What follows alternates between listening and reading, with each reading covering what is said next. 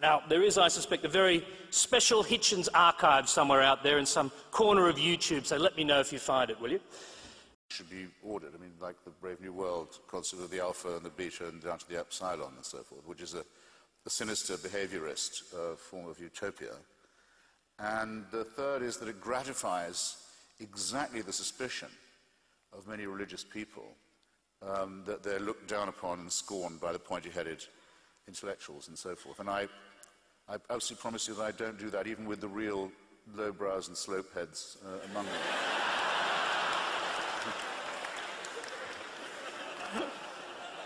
They're my fellow primates too. I mean, so I was going to finish. Even with the real sort of vicious, you know, I don't want to finish. Barely evolved ones. I don't want to finish on that bitchy note. The ones whose eyes are so close together they could use a monocle. That's it. Are you saved? Oh, shut up.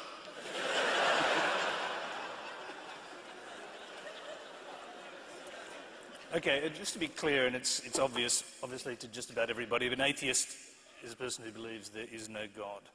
An agnostic believes that nothing is known or can be known about the existence or nature of God.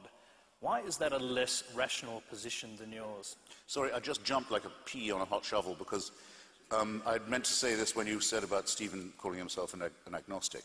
I would have been if I'd been around, and I still am, a great admirer of Thomas Huxley, the man who is I think, uncle of Aldous and Julian, who was known as Darwin's bulldog.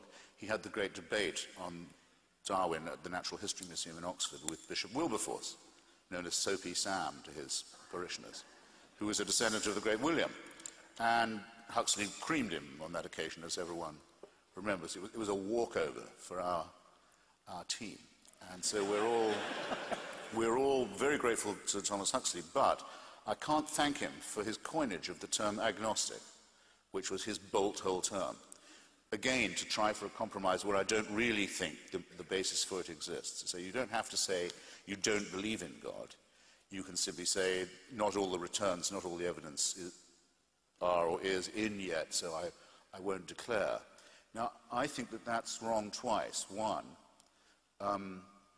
you're not saying that you cannot prove that there is no God. No atheist has ever said that. There is a scientist in America called Victor Stenger who's produced a book called God, the Failed Hypothesis, who goes as far now as to say science can definitively say there isn't.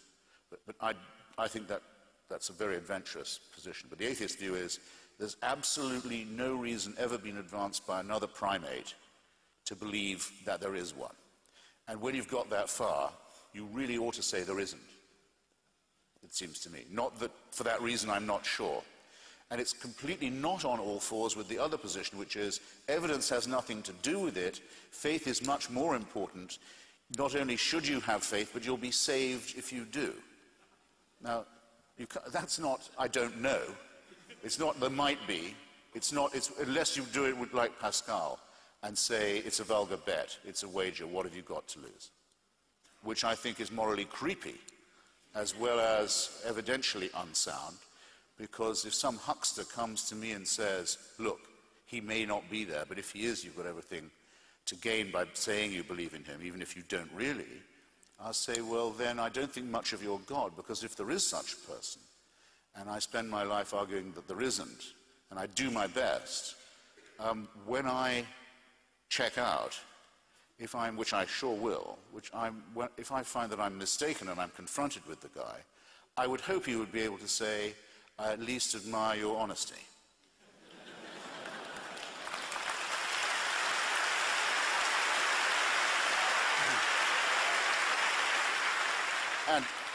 Okay, let's close on this, ladies and gentlemen. The Christians don't give their God that much credit. So doesn't that say something both about the fear base and the fact base and the moral base of what their faith really is? I submit that it really does, and thus that one is morally healthier as well as much more likely to be studying science and reason objectively if one puts religion behind one.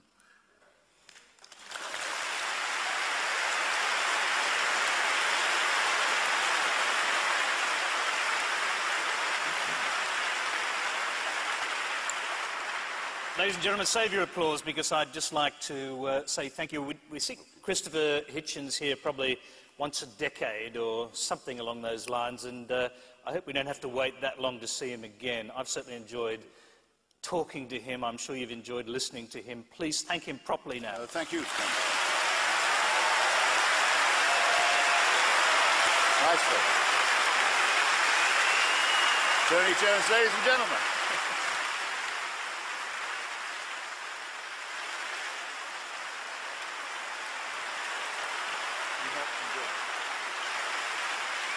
Are you going to show this? Yes. Am I covered in sweat?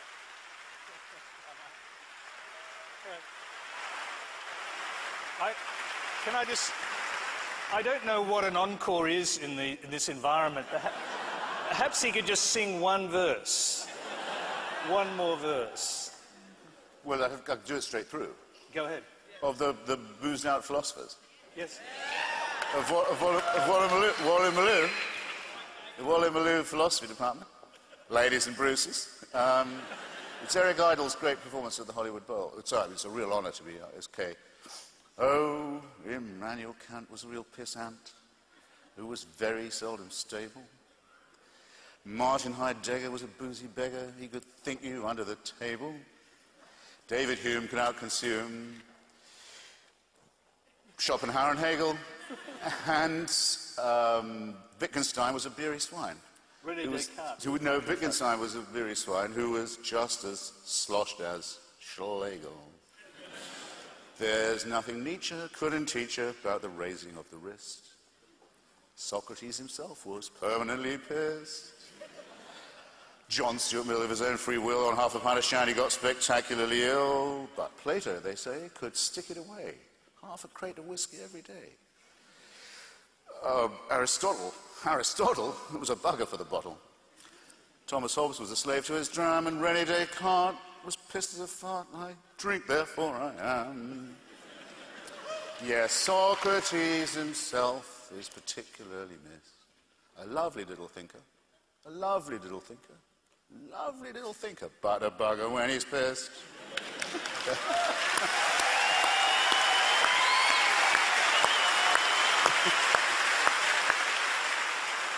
Okay.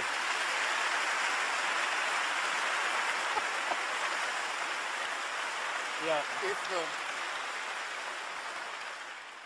If the song had a title, which it doesn't yet, I think it should be called Reductio. This is ABC Fora.